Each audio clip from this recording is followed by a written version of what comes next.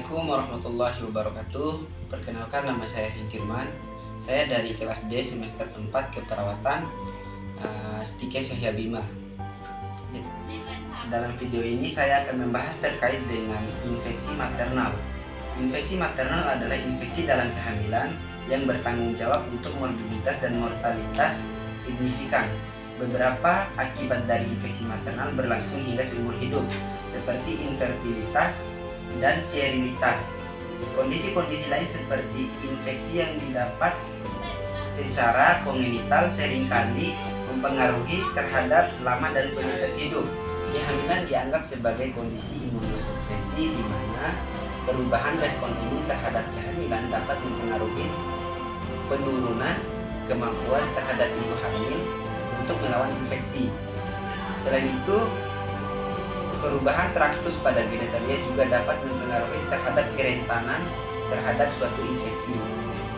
Infeksi maternal disebabkan oleh invasi virus dan bakteri baik secara eksogen maupun endogen. Adapun jenis-jenis dari infeksi maternal, yang pertama yaitu infeksi sitomegalovirus, yang kedua yaitu HPV atau human papillomavirus, yang ketiga herpes, yang keempat hepatitis C, yang kelima HIV, dan yang saya akan jelaskan dalam video ini yaitu terkait dengan infeksi HIV. HIV adalah virus pada manusia yang menyerang sistem kekebalan tubuh yang dalam jangka waktu yang relatif dapat menyebabkan AIDS. Sedangkan AIDS adalah suatu sindroma penyakit yang muncul secara kompleks yang dalam waktu yang relatif cukup lama. AIDS disebabkan oleh infeksi HIV yang membuat imun tubuh menurun. Yang selanjutnya yaitu etiologi atau penyebab dari HIV. HIV ada banyak penyebabnya. Adapun beberapa penyebab yang saya ambil terkait dengan HIV yaitu yang pertama, sering berganti pasangan.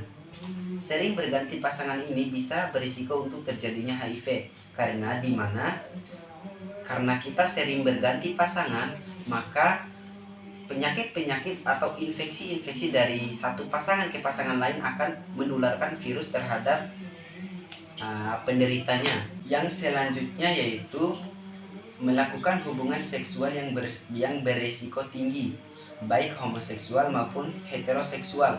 Di sini kenapa bisa terjadi infeksi? Karena yang seharusnya kita melakukan hubungan seksual dengan lawan jenis, dengan satu pasangan, tidak berganti pasangan, maka akan mengurangi risiko terhadap infeksi. Hubungan seksual yang dilakukan di luar batas atau di luar dengan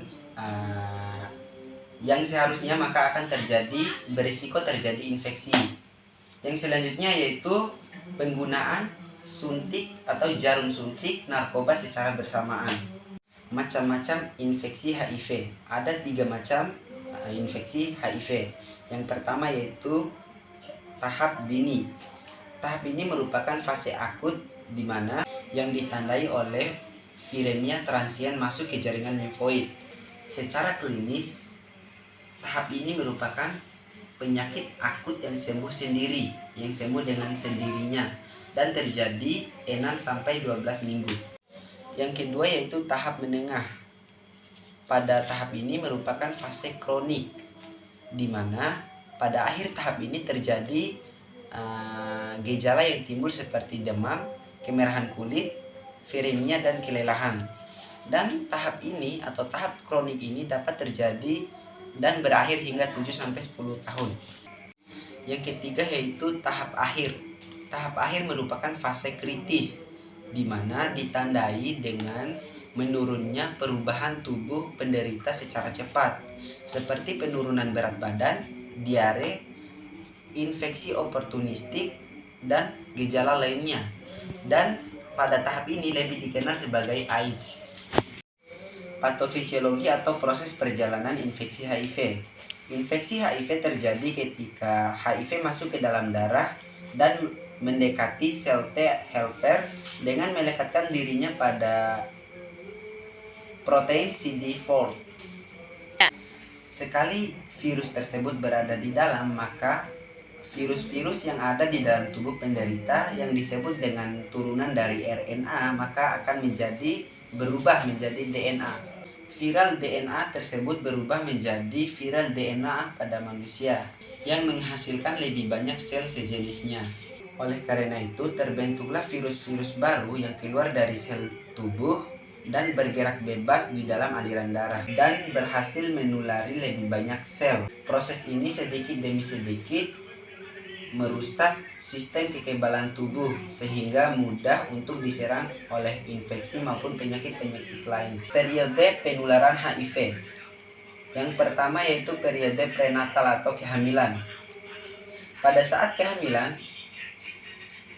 risiko bayi tertular HIV sangat kecil karena adanya plasenta yang melindungi janin dari berbagai infeksi virus, dan perlindungan dari plasenta tersebut tidak akan efektif ketika ibu mengalami atau terinfeksi virus HIV selama kehamilan. Yang kedua yaitu periode intrapartum atau periode persalinan, di mana pada periode ini risiko untuk terkena infeksi sangatlah besar dibandingkan dengan periode kehamilan karena kontak antara kulit atau membran mukosa janin dengan darah pada saat persalinan. Semakin lama proses persalinan maka akan semakin berisiko tinggi terhadap infeksi HIV. Oleh karena itu, jalan terbaik untuk mencegahnya yaitu dengan sesar. Untuk mencegah terjadinya robekan membran. Yang ketiga yaitu periode postpartum atau pada saat menyusui. Pada periode ini risiko terjadinya infeksi HIV 10-15%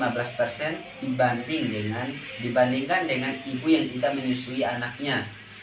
Resikonya tergantung dengan pola pemberian ASI, di mana bayi yang mendapatkan atau yang diberikan ASI eksklusif akan kurang berisiko dibandingkan dengan bayi yang diberikan ASI campuran.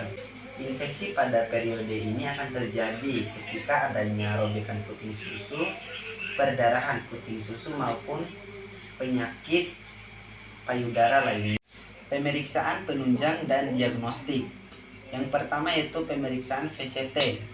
VCT bertujuan untuk memberikan pembinaan arah atau dialog oleh konselor dengan kliennya yang berlangsung tak terputus, bertujuan untuk mencegah HIV. Selanjutnya tes laboratorium. Pemeriksaan histologis berupa pemeriksaan feses, urin, darah, sekret maupun cairan, dan pemeriksaan lainnya. Tes ELISA. Tes ELISA bertujuan untuk menunjukkan seseorang terinfeksi HIV atau pernah terinfeksi HIV. Kemudian Western blot untuk mengenali antibodi HIV dan memastikan seropositivitas. Selanjutnya radio immunoprecipitation assay bertujuan untuk mendeteksi protein pada antibodi. Penata laksanaan. Belum ada penyembuhan untuk HIV atau AIDS, akan tetapi bisa dilakukan pencegahan seperti pengendalian infeksi oportunistik, terapi obat, dan terapi antiretroviral baru. Terapi antiretroviral baru ini bertujuan untuk meningkatkan aktivitas sistem imun. Terakhir yaitu diagnosa yang mungkin muncul untuk infeksi HIV. Yang pertama yaitu risiko ketidakseimbangan cairan, defisit nutrisi, dan risiko infeksi. Baiklah, itu saja yang bisa saya sampaikan atau jelaskan dalam video ini. Semoga dari penjelasan tadi bisa memberikan manfaat untuk pembaca atau pendengar dari video ini. HPV adalah jenis virus yang cukup lazim. Jenis yang berbeda dapat menyebabkan kutil atau pertumbuhan sel yang tidak normal, displasia dalam atau di sekitar leher rahim atau dubur yang dapat menyebabkan kanker leher rahim atau dubur. etiologi infeksi HPV dapat terjadi saat berhubungan seksual pertama, biasanya pada masa remaja dan dewasa. Prevalensi tertinggi sekitar 20%. Ditemukan pada wanita usia kurang dari 25 tahun, pada wanita usia 25 sampai 25 tahun dan masih aktif berhubungan seksual berisiko terkena kanker. Patofisiologi human papillomavirus HPV dimulai dari infeksi virus ke dalam mukosa atau keratosis basal epidermis akibat adanya defek pada kulit atau permukaan mukosa. Di lokasi ini virus tetap laten di dalam sel sebagai episoden melingkar dan jumlah tanda dan gejala HPV bukan jenis virus baru namun banyak orang tidak menyadari karena virus ini jika menyakiti manusia tidak menimbulkan gejala dan tidak menyebabkan masalah kesehatan yang serius sampai infeksi virusnya menjadi parah. Setiap ada tahap awal dan pra kanker biasanya tidak akan mengalami gejala. Gejala akan muncul setelah kanker menjadi kanker invasif. Secara umum, gejala kanker serviks yang sering timbul pada wanita adalah yang pertama, pendarahan pervagina abnormal. Pendarahan dapat terjadi setelah